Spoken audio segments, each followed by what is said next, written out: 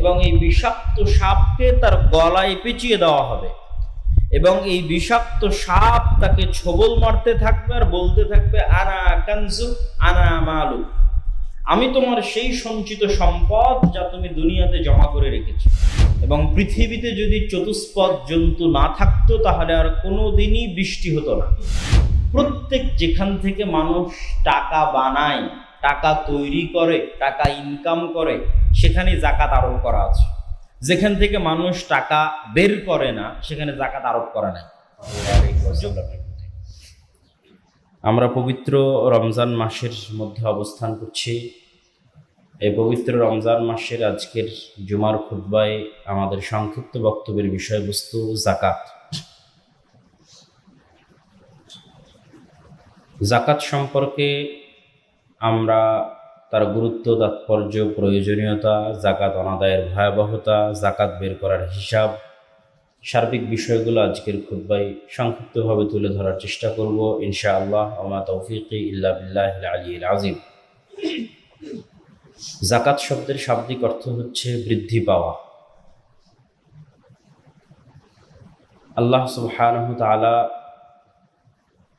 যাকাত শব্দের নাম এমনভাবে রেখেছেন যে মানুষের দৃষ্টিতে মানুষ দেখছে টাকা পয়সা বের হয়ে যাচ্ছে, আর আল্লাহ সুবহানাহু তাআলা বলছেন টাকা বাড়ছে। নামটাই রাখা আছে বৃদ্ধি, তথা যা বাস্তবে ঘটছে তার সম্পূর্ণ বিপরীত নামকরণ করা আছে। বাস্তবে তো ঘটছে টাকা বের হয়ে যাচ্ছে এবং টাকা কমে যাচ্ছে, আর আল্লাহ সুবহানাহু তাআলা সেটির নামকরণ করেছেন বিপরীত দিয়ে, যে যাকাত মানে বৃদ্ধি তথা বাড়ছে। এবং আল্লাহ সুবহানাহু তাআলা পবিত্র কোরআনে এটি স্পষ্ট ঘোষণাও দিয়েছেন, ওয়া ইয়ামহাকুল্লাহুর রিবা ওয়া ইউরবিস সাদাকাত। আল্লাহ সুবহানাহু তাআলা সুদকে কমান আর সাদাকাকে বাড়ান। তো সুদে মানুষ বাহ্যিকভাবে দেখতে পায় বাড়ছে, আল্লাহ বলছেন আমি কমাই। সাদাকায় মানুষ বাহ্যিকভাবে দেখতে পাচ্ছে কমছে, আল্লাহ বলছেন আমি বাড়াই। তথা মানুষের অর্থনৈতিক উত্থান পতনের বিষয়টি বাহ্যিক অর্থে মানুষ যা দেখে বাস্তবে সেটিই হচ্ছে, এটি কখনোই নয়। যা এই যাকাতের নামকরণ এবং এই আয়াত থেকে আমাদের নিকটে স্পষ্ট। যেখানে বাহ্যিক অর্থে আমরা দেখছি সুদে টাকা বাড়ছে, সেখানে আল্লাহ বলছেন আমি কমাই। যেখানে বাহ্যিক অর্থে আমরা দেখছি দান সাদকা যাকাতের টাকা কমে, সেখানে আল্লাহ বলছেন আমি বাড়াই। এবং নামকরণও করা হয়েছে সেভাবে। এই নামের দ্বিতীয় আরেকটি অর্থ হচ্ছে বিশুদ্ধকরণ, পবিত্রকরণ। যাকাত শব্দের দ্বিতীয় আরেকটা শাব্দিক অর্থ হচ্ছে বিশুদ্ধ বা পবিত্র করা। আল্লাহ সুবহানাহু তাআলা পবিত্র কোরআন মাজিদে বলেন, খুয মিন আমওয়ালিহিম সাদাকাতান, আপনি ধনীদের সম্পদ থেকে সাদাকা বের করেন। কেন? তুতাহহিরুহুম ওয়া তুযাক্কিহিম বিহা, আপনি ধনীদের সম্পদ থেকে যাকাত বের করার মাধ্যমে তাদের সম্পদকে পবিত্র করবেন। তুতাহহির, অপবিত্র থেকে পবিত্র করবেন। ওয়া তুযাক্কি, অশুদ্ধ থেকে, ভেজাল থেকে বিশুদ্ধ করবেন। তথা দ্বিতীয় আরেকটি অর্থ পবিত্র কোরআনের আয়াত থেকে স্পষ্ট হলো যে যাকাত অনাদায়কৃত সম্পদ মূলত অপবিত্র এবং অশুদ্ধ সম্পদ। যতক্ষণ না সেটি থেকে যাকাত আদায় না করা হচ্ছে ততক্ষণ সেটি পবিত্র হচ্ছে না, বিশুদ্ধ হচ্ছে না। আল্লাহ সুবহানাহু তাআলা পবিত্র কোরআন মাজিদে যাকাত আদায়ের আদেশটি সবসময় সালাত আদায়ের আদেশের সাথে সম্পৃক্ত করে রেখেছেন। পবিত্র কোরআনের এমন কোনো আয়াত আমাদের অবগতিতে নাই যেখানে আল্লাহ সুবহানাহু ওয়া তাআলা আকিমুস সালাহ বলেছেন, সালাত আদায় করো বলেছেন, সালাত প্রতিষ্ঠা করো বলেছেন, কিন্তু ওয়াআতুজ যাকাত, যাকাত আদায় করো এ কথা বলেননি, আমাদের অবগতিতে নাই। শুধু তাই নয়, অতীতে যে নবীগণ চলে গেছেন তাদের ক্ষেত্রেও আল্লাহ সুবহানাহু ওয়া তাআলা সালাত এবং যাকাতকে একত্রিত করেছেন।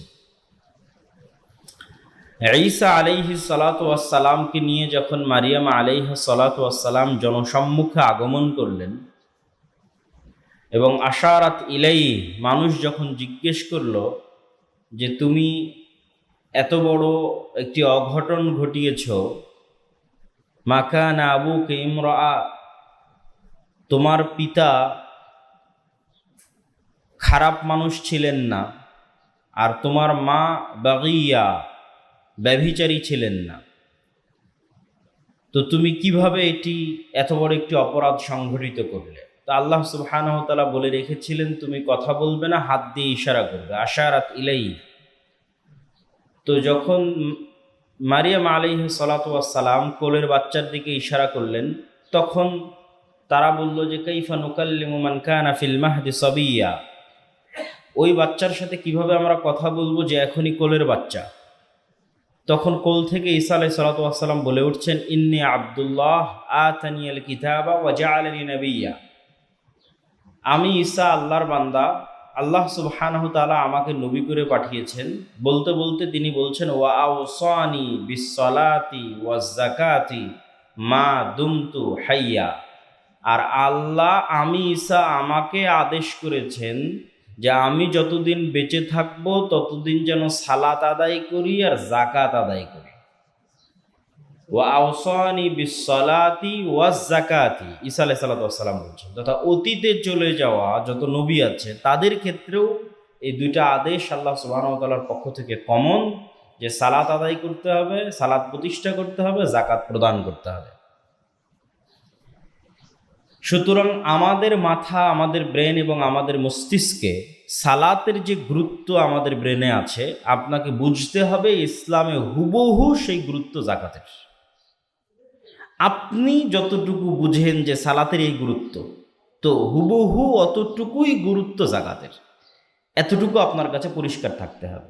মানুষ ভেদে, মানুষের কাছে যার কাছে যেমন সালাতের গুরুত্ব, তাকে মনে করতে হবে যে আমি সালাতকে যতটা গুরুত্ব মনে করছি ইসলামের দৃষ্টিতে, এর চেয়ে কোনো দিক থেকে কম যাকাত নয়, বরং হুবহু সেই গুরুত্বই হচ্ছে যাকাতের। এবং এই জন্যই রাসূলুল্লাহ সাল্লাল্লাহু আলাইহি ওয়াসাল্লাম ইসলামের যে স্তম্ভগুলোর বর্ণনা দিয়েছেন, সেই স্তম্ভগুলোর বর্ণনা দিতে গিয়ে বুনিয়াল ইসলামু আলা খামসিন, ইসলাম 5টি স্তম্ভের উপর প্রতিষ্ঠিত। শাহাদাত আল্লাহ ইলাহা ইল্লাল্লাহ, এই সাক্ষ্য দেওয়া যে আল্লাহ ব্যতীত কোনো মাবুদ নেই এবং মুহাম্মদ আল্লাহর রাসূল, তথা তাওহীদ এবং রিসালাতের সাক্ষ্য দেওয়া। ওয়া ইকামিস সালাত ওয়া ইতাইজ যাকাত, এবং সালাত প্রতিষ্ঠা করা, যাকাত প্রদান করা। ওয়া সাওমে রমাদান, রমজান মাসে সিয়াম পালন করা। আর আল্লাহ সুবহানাহু ওয়া তাআলার ঘর হজ্জ বাইতুল্লাহিল হারাম লিমান ইসতাতাআ ইলাইহি সাবিলা, যার পক্ষে সম্ভব হজ করা, তার পক্ষে জীবনে একবার হজ সম্পাদন করা। তাহলে ইসলামের যে 5টি মৌলিক ফরজ কাজ আছে, সেই 5টি মৌলিক ফরজ কাজের একটি হচ্ছে যাকাত। যাকাত দিলে আমরা বাহ্যিকভাবে দেখতে পাচ্ছি আমাদের সম্পদ কমছে। আল্লাহ সুবহানাহু ওয়া তাআলা কি বলছেন আমরা দেখি, ইয়া আইয়ুহাল্লাযীনা আমানু আনফিকু মিন তাইয়্যিবাতি মা কাসাবতুম ওয়া মিম্মা আখরাজনা লাকুম মিনাল আরজ, হে ঈমানদারগণ, আনফিকু, তোমরা ব্যয় করো, মিন তাইয়্যিবাতি মা কাসাবতুম, যা পবিত্র তোমরা উপার্জন করো, ওয়া মিম্মা আখরাজনা লাকুম মিনাল আরজ, আর আমি তোমাদের জন্য জমিন থেকে যা বের করে দিই। তোমরা যা উপার্জন করো এবং আমি তোমাদের জন্য জমিন থেকে যা বের করে দিই, সেগুলো তোমরা আল্লাহ সুবহানাহু ওয়া তাআলার রাস্তায় ব্যয় করো। আর এক আয়াতে আল্লাহ সুবহানাহু ওয়া তাআলা বলেন, ওয়া আতু হাক্কাহু ইয়াওমা হাসাদিহি, তোমরা যেই দিন জমিনের ফসল কাটবে সেই দিন জমিনের ফসলের হক আদায় করো, পৌঁছে দাও। আর এক আয়াতে আল্লাহ সুবহানাহু ওয়া তাআলা বলেন যে হাক্কুম মা'লুম, তোমাদের সম্পদের মধ্যে লিসসাইলি ওয়াল মাহরুম, ভিক্ষুক, ফকির, মিসকিন এবং অসহায় মানুষের নির্ধারিত হক আছে, অধিকার আছে। অধিকার বিষয়টি কেমন? আমি আপনার থেকে টাকা ধার নিলাম, ধার নেওয়ার পর যেমন আমি ফেরত দিতে বাধ্য, টাকাটা আপনার, ঠিক তেমনি আপনার সম্পদের জাকাত আদায় করা হয়নি মানে আপনি অন্যের সম্পদ ভক্ষণ করছেন, এমনটাই আল্লাহ বলছেন। যে সম্পদটা আসলে অন্যের, কিন্তু ভক্ষণ করছেন আপনি। এটা স্বাভাবিক দানের মতো নয়। স্বাভাবিক দানে সম্পদ আপনার, চাইলে দান করতে পারেন, চাইলে নাও করতে পারেন।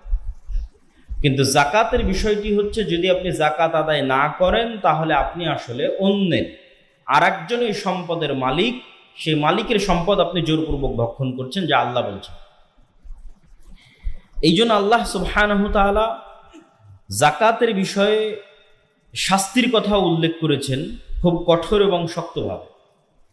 ওয়াল্লাযীনা ইয়াকনিজুনা আয-যাহাবা ওয়াল ফিদ্দা ওয়া লা ইউনফিকুনাহা ফী সাবিলিল্লাহ, যারা স্বর্ণ এবং রৌপ্য জমা করে রাখে এবং সেখান থেকে জাকাত বের করে না, ফাবাশশিরহুম বিআযাবিন আলীম, তাদেরকে কঠোর শাস্তির সুসংবাদ দিন। কঠোর শাস্তির কি সুসংবাদ হয়? কঠোর শাস্তির হবে দুঃসংবাদ। কিন্তু আল্লাহ সুবহানাহু ওয়া তাআলা ঠাট্টা করে বলছেন ফাবাশশিরহুম বিআযাবিন আলীম, তাদেরকে সুসংবাদ দিন যে তাদের জন্য বিশাল বড় সুসংবাদ অপেক্ষা করছে, কঠোর ও কঠিন শাস্তির। আল্লাহ সুবহানাহু ওয়া তাআলা ঠাট্টা করো তো এভাবে বলছেন। কি সেই সুসংবাদ? ইয়াউমা ইউহমা আলাইহা ফি নারি জাহান্নাম ফাতুকওয়া বিহা জিবাহুহুম ওয়া জুনুবুহুম ওয়া যুহুরুহুম, এই স্বর্ণ এবং এই চাঁদি জাহান্নামের আগুনে ছ্যাঁক দেওয়া হবে। ইউহমা, ছ্যাঁক দেওয়া, আগুনে ধরা। জাহান্নামের আগুনে যখন ওই স্বর্ণ এবং চাঁদি গরম হয়ে যাবে, তখন তাদের পিঠ, পার্শ্বদেশ, তাদের ঘাড়, ফাতুকওয়া বিহা জিবাহুহুম ওয়া জুনুবুহুম ওয়া যুহুরুহুম, তখন ওই গরম স্বর্ণ এবং চাঁদি তাদের পিঠ এবং পার্শ্বদেশে লাগানো হবে এবং তাদেরকে বলা হবে হাযা মা কানাজতুম লিআনফুসিকুম, এটাই সেটা যা তোমরা তোমাদের জন্য দুনিয়াতে জমা করে রেখেছিলে। ফাযুকু মা কুনতুম তাকনিজুন, অতএব কেমন মজা লাগে সেই মজাটা অনুভব করো। তথা স্বর্ণ এবং চাঁদি যখন ছ্যাঁক দেওয়া হবে তখন তো কখনোই মজা লাগা সম্ভব নয়, কষ্ট লাগবে। কিন্তু আল্লাহ সুবহানাহু ওয়া তাআলা বলছেন কেমন মজা লাগে সেটা অনুভব করো। ফাযুকু, যাকা ইয়াযুকু, এই শব্দের অর্থ হচ্ছে সুস্বাদু খাবারের স্বাদ আস্বাদন করা। উর্দুতেও বলে যে ইস খানে কা জায়কা বহুত লজিজ থা। জায়কা মানে স্বাদ, খুব সুন্দর স্বাদ। তথা আপনাদের রান্নার সর্বোচ্চ যে রান্না হতে পারে, বিরিয়ানি হোক, কাবাব হোক, সেটা মুখে দিলে যে সুস্বাদু স্বাদটা আস্বাদন করা হয়, সেটা আল্লাহ বলছেন এই ছ্যাঁকটা কত সুস্বাদু সেটা আস্বাদন করে। তথা এখানেও আল্লাহ সুবহানাহু ওয়া তাআলা ঠাট্টা করে কথা বলছেন যে এই সেই সম্পদ যা তোমরা দুনিয়াতে জমা করে রেখেছিলে, এই সম্পদের মজাটা কেমন, সুস্বাদু স্বাদটা কেমন সেটা আস্বাদন করো। যেহেতু এটা সুসংবাদ, কঠোর ও কঠিন শাস্তির সুসংবাদ, সেহেতু সুসংবাদের স্বাদ তো অবশ্যই মজা হবে। এই জন্য আল্লাহ সুবহানাহু ওয়া তাআলা সুসংবাদও দিচ্ছেন এবং মানুষকে বলতেছেন এটা কেমন মজাদার, কেমন টেস্টি সেটা অনুভব করো। সম্মানিত উপস্থিতি, আল্লাহ সুবহানাহু ওয়া তাআলা পবিত্র কোরআন নারা কায়দা বলেন ওয়ালা ইয়াহসাবান্নাল্লাযীনা ইয়াবখালুনা বিমা আতাহুমুল্লাহু মিন ফাজলিহি হুয়া খায়রাল লাহুম বাল হুয়া শাররুল লাহুম, যারা কৃপণতা করত তাদের সম্পদ তাদের কাছে জমা করে রেখেছে, যাকাত বের করেনি, তারা যেন মনে না করে যে এই সম্পদ তাদের জন্য কল্যাণকর হবে, বরং এই সম্পদ হুয়া শাররুল লাহুম, তাদের জন্য অকল্যাণকর হবে। কিভাবে? সাইতাওয়াকুনা মা বাখিলু বিহি ইয়াউমাল কিয়ামা, এই সম্পদ তাদের গলায় পেঁচিয়ে দেওয়া হবে কিয়ামতের মাঠে, অথবা এই সম্পদ থেকে তাদেরকে ছ্যাঁক দেওয়া হবে কিয়ামতের মাঠে। আর যদি মানুষ যাকাত বা দান বা সাদাকা তাদের সম্পদ থেকে বের করে, তাহলে কি?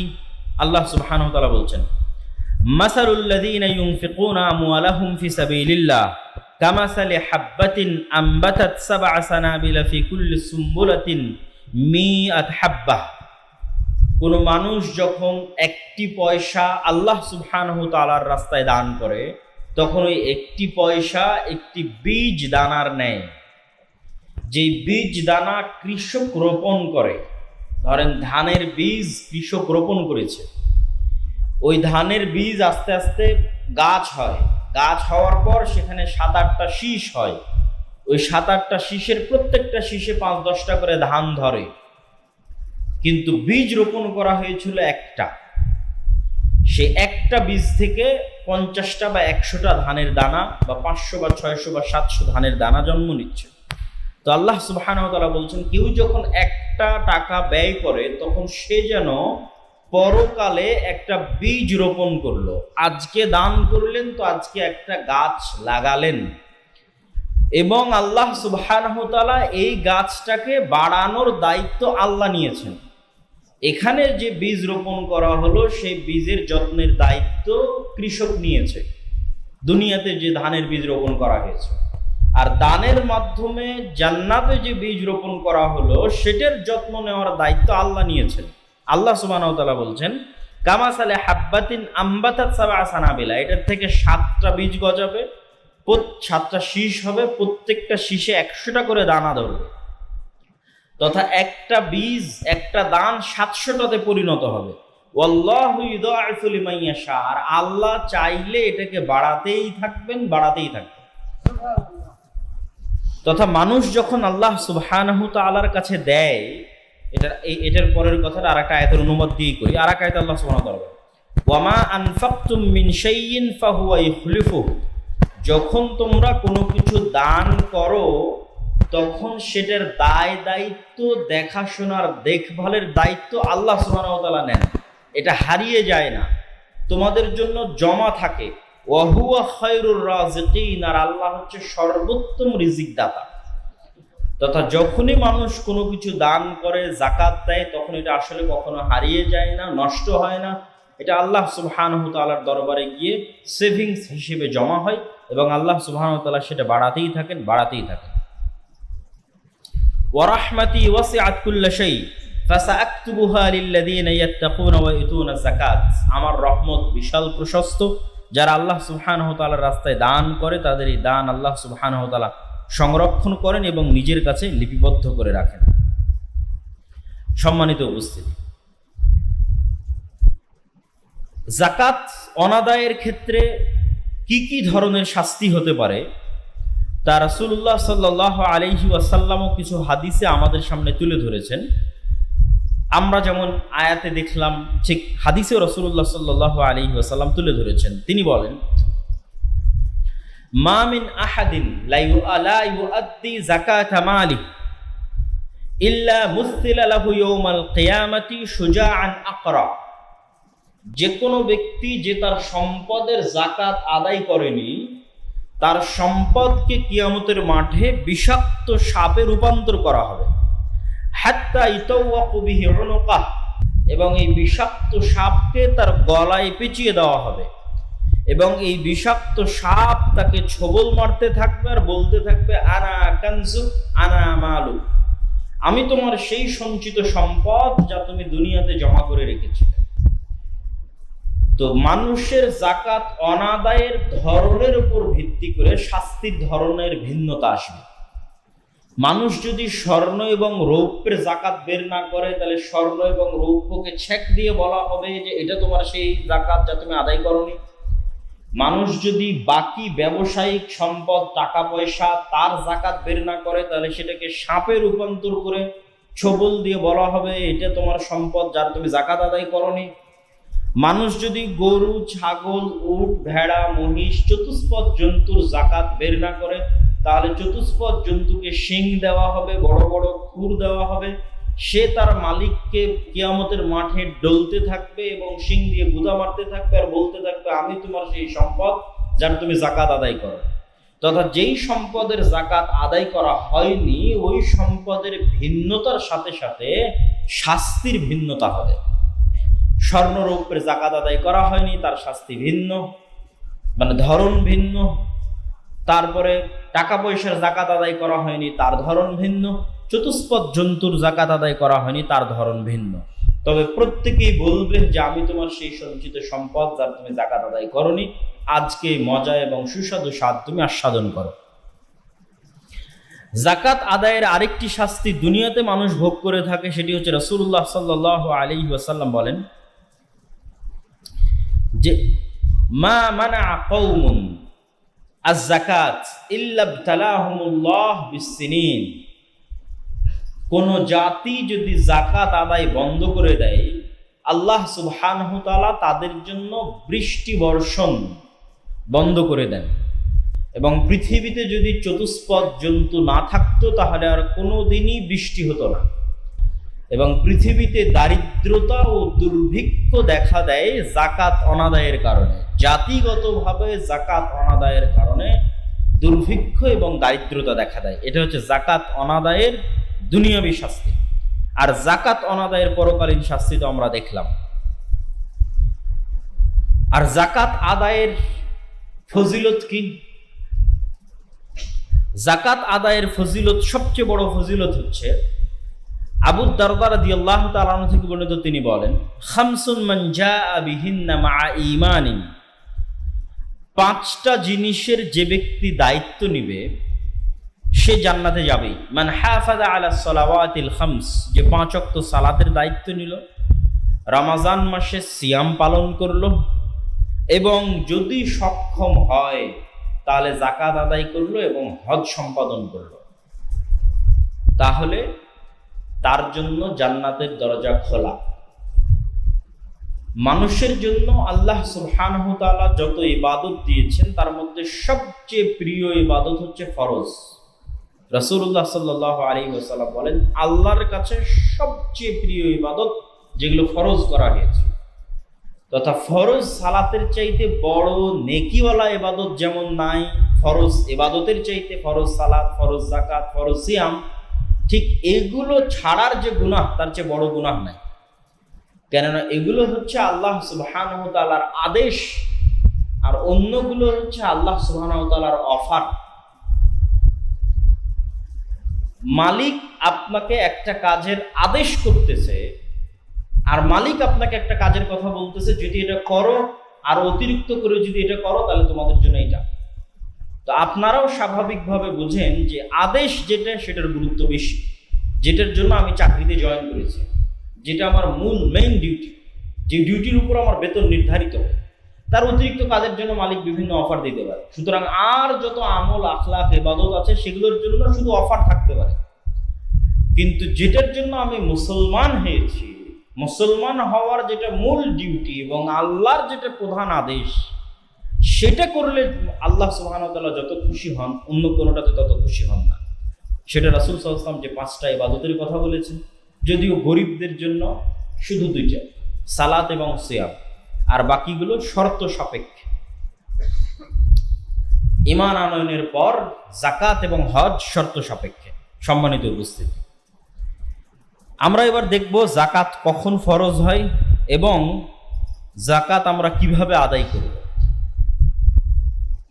যাকাত ফরজ হওয়ার ক্ষেত্রে রাসূলুল্লাহ সাল্লাল্লাহু আলাইহি ওয়াসাল্লামের হাদিসগুলোকে যদি আমরা একত্রিত করি, তাহলে 2টি শর্ত পূরণ হলে মানুষের উপর যাকাত ফরজ হয়।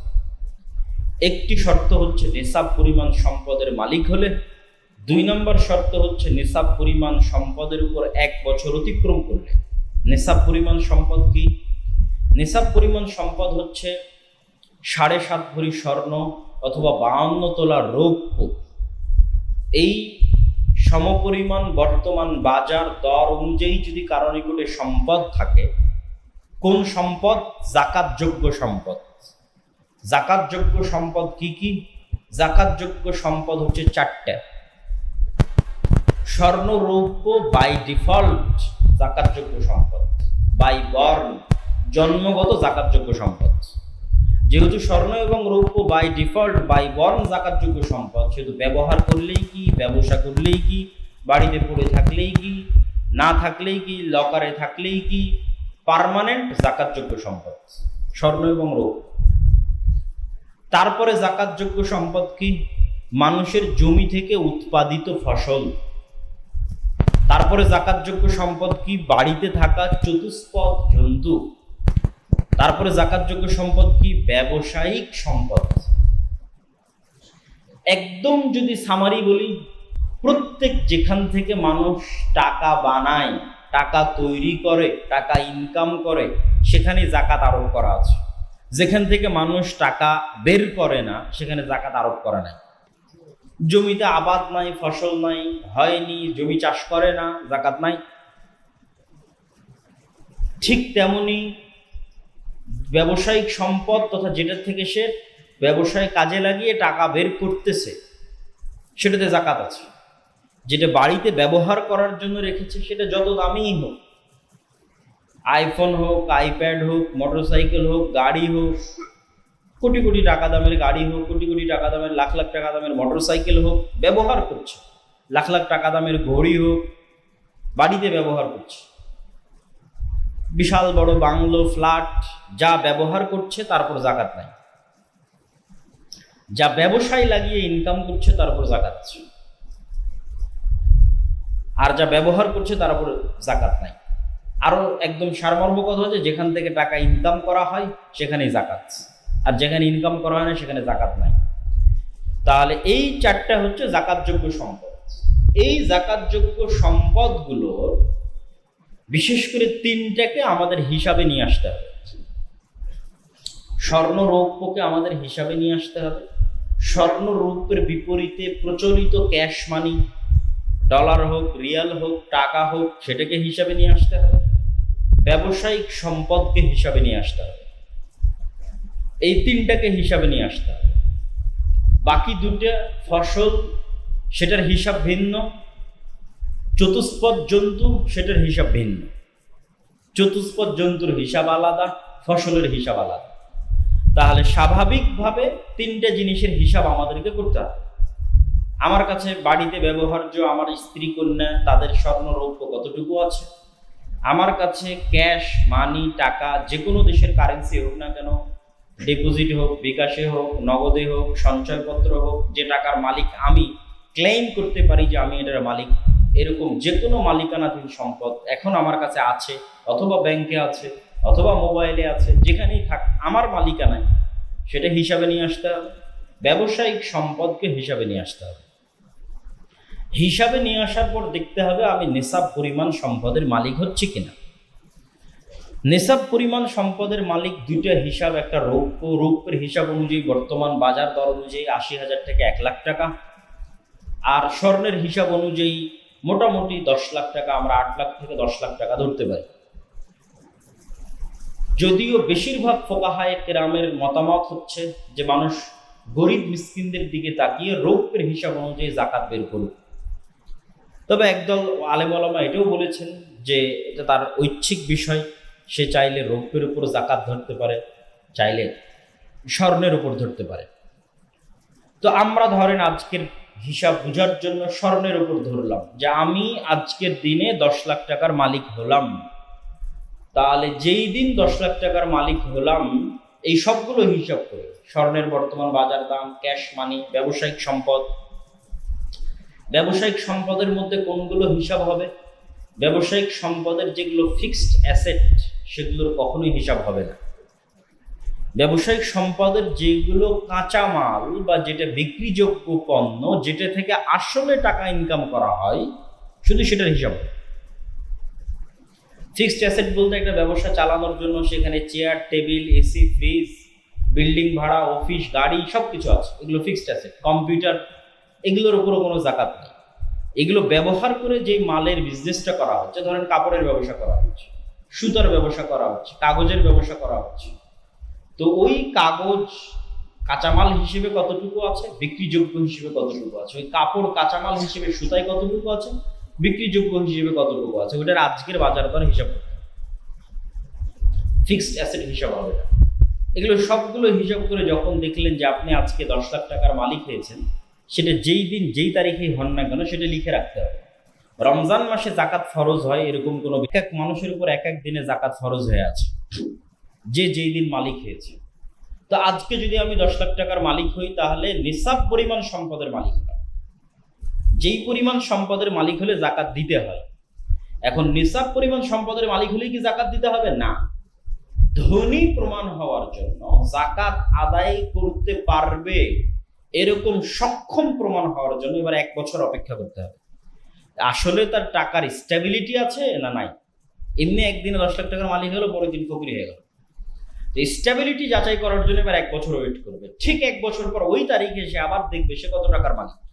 সেম তারিখে, ওই সেম তারিখে যদি দেখে যে সে এখনো নিসাব পরিমাণ সম্পদের মালিক আছে, তাহলে এবার আজকে ওই মুহূর্তে তার উপর যাকাত ফরজ হয়ে গেছে।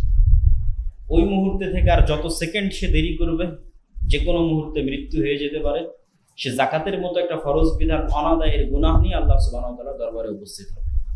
রমাজান পর্যন্ত অপেক্ষা করার কোনো সুযোগ নাই। রমাজানে বেশিরভাগ মানুষ যাকাত বের করে, এই জন্য আমরা রমজানে যাকাতের আলোচনা করি, কিন্তু এটা বিধান নয়। বিধান হচ্ছে সূক্ষ্ম থেকে সূক্ষ্মভাবে যাকাতের বিষয়টিকে হিসাব করতে হবে। এবার যখন আপনি 2টা শর্তই পূরণ করলেন, তখন এবার আপনি সেই সম্পদের যাকাত আদায় করবেন 2.5% হিসেবে, তথা 100 টাকায় 2.5 টাকা, 1000 টাকায় 250 টাকা, 1 লাখ টাকায় 2500 টাকা, এইভাবে 2.5% হিসাব করে টাকার ভিত্তিতে যাকাত আদায় করবেন। এবং কখনোই যাকাত, যেহেতু যাকাত অন্যের মাল, যেহেতু ওই সম্পদের মালিক আপনি নন, সেহেতু আপনার এটা সিদ্ধান্ত নেওয়ার ইখতিয়ার নাই যে আপনি এই টাকা দিয়ে কাপড় কিনে আরেকজনকে দিবেন, অথবা এই টাকা দিয়ে সেমাই কিনে আরেকজনকে দিবেন। এই সিদ্ধান্ত নেওয়ার ইখতিয়ার তখনই থাকে যখন ওই টাকার মালিক আপনি, যখন আপনি ক্লেইম করছেন যে এই টাকার মালিক আমি, কিন্তু আল্লাহ সুবহানাহু ওয়া তাআলা বলছে এই টাকার মালিক আপনি নন, এই টাকার মালিক হকদার। তাহলে যে হকদার সে স্বাধীনতা রাখে এই টাকা দিয়ে সে সেমাই কিনবে, এই টাকা দিয়ে কাপড় কিনবে, না এই টাকা ডাস্টবিনে ফেলে দিবে, সেটা তার ব্যাপার। সুতরাং যারাই যাকাত আদায় করতে গিয়ে সেই যাকাতের অর্থের উপর নিজের সিদ্ধান্ত প্রয়োগ করে, সে আসলে এখনো মনে করছে সেই টাকার মালিক। এটা ভুল। আপনি ওই টাকার মালিক নন। টাকাকে টাকার মতো করে যে পাওনাদার যে পায় তার নিকটে বুঝিয়ে দিতে হবে। যাকাতের হিসাবের মধ্যে আরো একটি বিষয় আসে, সেটি হচ্ছে ঋণ। ঋণের বিষয়টি কিভাবে কি করা যাবে। ঋণ 2 ধরনের হতে পারে। এক, আমি একজনকে ঋণ দিয়ে রেখেছি, আর এক আমি ঋণ নিয়ে রেখেছি। আমি ঋণ দিয়ে রেখেছি, পাওয়ার সম্ভাবনা থাকলে আমি হিসাব করব, টাকা তার কাছেই আছে, কিন্তু আমি ওই টাকার যাকাত বের করব যদি আমি বুঝি 90% সম্ভাবনা আছে এই টাকা আমি কোনো না কোনো দিন পাবো। এটা হলো ঋণ দিয়ে রেখেছি। আর এটা যে আমি ঋণ নিয়ে রেখেছি, ঋণ যদি ব্যবসায়িক প্রয়োজনে নেওয়া হয় তাহলে যাকাতের হিসাব থেকে বাদ দেওয়া হবে না। এই মর্মে বর্তমান যুগের সকল আলেম ওলামা একমত। কি জন্য? ব্যবসায়িক কাজে যে লোন নেওয়া হয়েছে, এই লোনটা এক প্রকার ইনভেস্ট হিসেবে নেওয়া হয়েছে, এবং সেই টাকা সে ব্যবসায়িক কাজে ইনভেস্ট করেছে, তথা সেখান থেকে সে অর্থ তৈরি করতেছে, অর্থ বানাচ্ছে। আর ব্যবসায়িক কাজে গ্রহণ করা ঋণ যদি যাকাতের হিসাব থেকে বাদ দেওয়া হয়, তাহলে যাকাত আদায়কারী ব্যক্তি বর্তমান পৃথিবীতে খুঁজে পাওয়া কঠিন হয়ে যাবে। এই 2টা কারণে সকল আলেম ওলামা এই বিষয়ে একমত। যারা ব্যবসায়িক প্রয়োজনে ঋণ নিয়েছে তারা ঋণকে যাকাতের হিসাব থেকে বাদ দিবে না।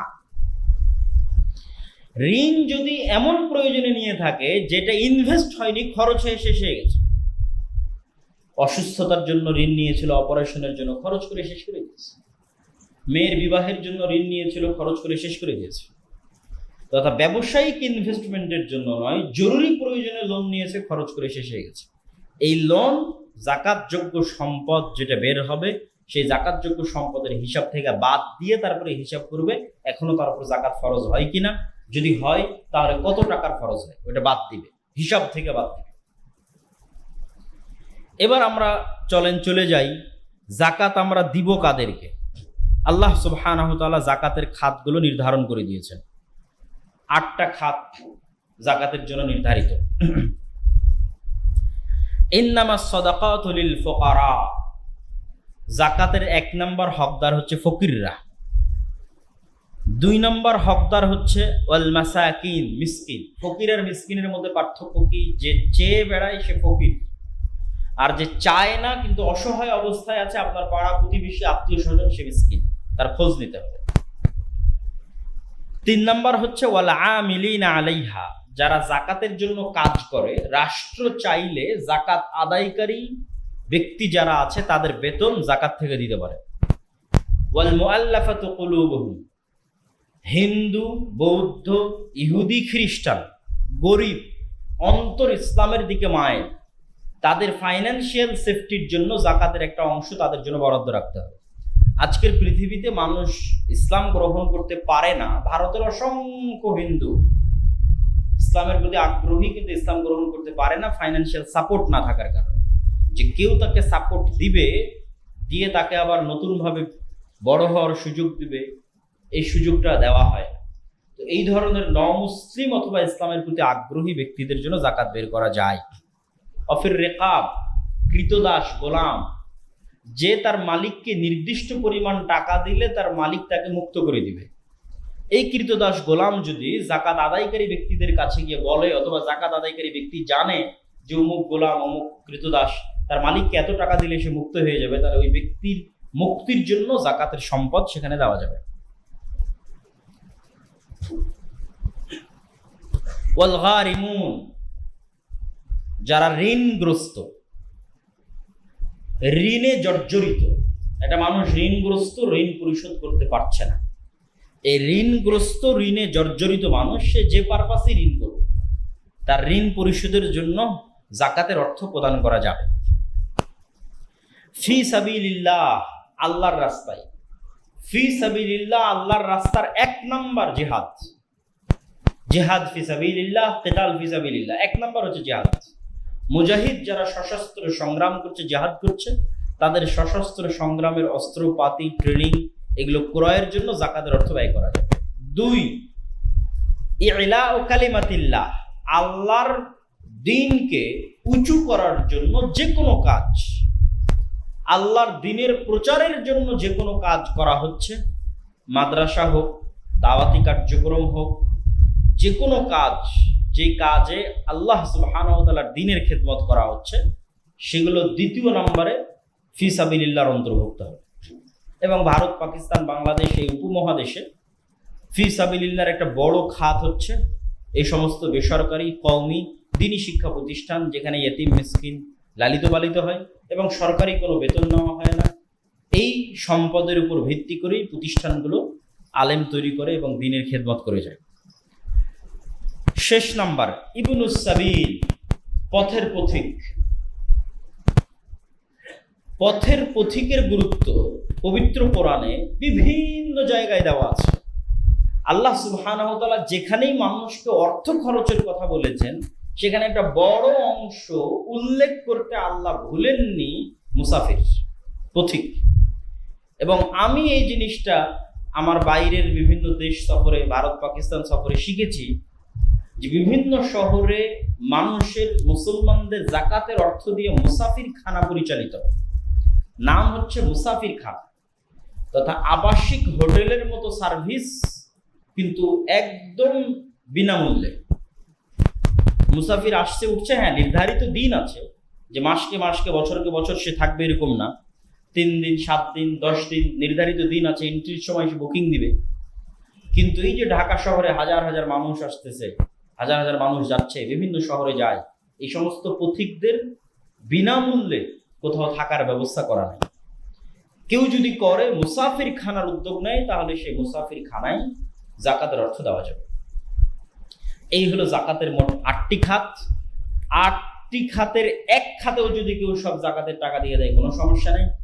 8 খাতেই দিতে হবে এরকম কোনো বিধান নাই। 8 খাতের যে কয়টা খাতে সম্ভব হয় দিবে, পারলে 1 খাতেই দিয়ে দিবে। সম্মানিত উপস্থিতি, আমরা জাকাতের উপর এই বিস্তারিত বিস্তর আলোচনা এবং জাকাত কিভাবে আমরা বের করব, জাকাতের হিসাব, সবকিছু আমরা শুনলাম। আমাদের রমজানের এই পবিত্র দিনগুলোতে আমি মনে করি আমাদের গুরুত্বপূর্ণ একটি দায়িত্ব হচ্ছে আমার নিজ নিজ বাড়িতে গিয়ে নিজ নিজ সম্পদের হিসাব খাতায় উঠিয়ে এই হিসাবের আলোকে সেটি ফেলে জাকাত বের করে দেওয়া। যদি কেউ নেওয়ার না থাকে তো ডাস্টবিনে ফেলে দিয়ে আসা। তবুও ওইটা বাড়িতে থাকা বেশি ভয়ঙ্কর, ওই সম্পদ নিজের কাছে থাকা বেশি ভয়ঙ্কর। যত দ্রুত সম্ভব এই অপবিত্র বিষয়কে, এই হাতের ময়লাকে, এই অশুদ্ধ বিষয়কে, মানুষের হককে দ্রুত নিজের সম্পদ থেকে বের করে দিয়ে নিজের সম্পদকে পবিত্র করতে হবে, বালা মুসিবত থেকে মুক্ত করতে হবে।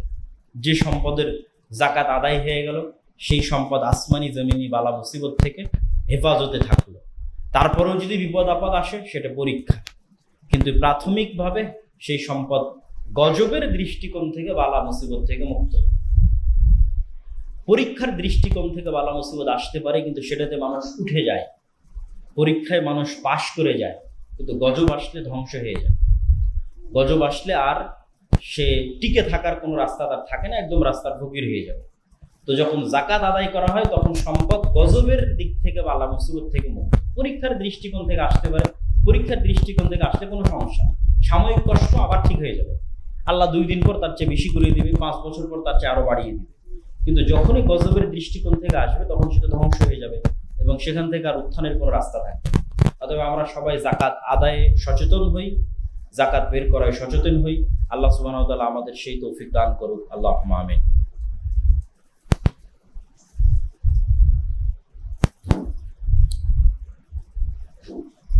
يا أيها الذين آمنوا صلوا عليه وسلموا تسليما اللهم صل على محمد وعلى آل محمد كما صليت على إبراهيم وعلى آل إبراهيم إنك حميد مجيد اللهم بارك على محمد وعلى آل محمد كما باركت على إبراهيم وعلى آل إبراهيم إنك حميد مجيد ربنا ظلمنا أنفسنا وإن لم تغفر لنا وترحمنا لنكونن من الخاسرين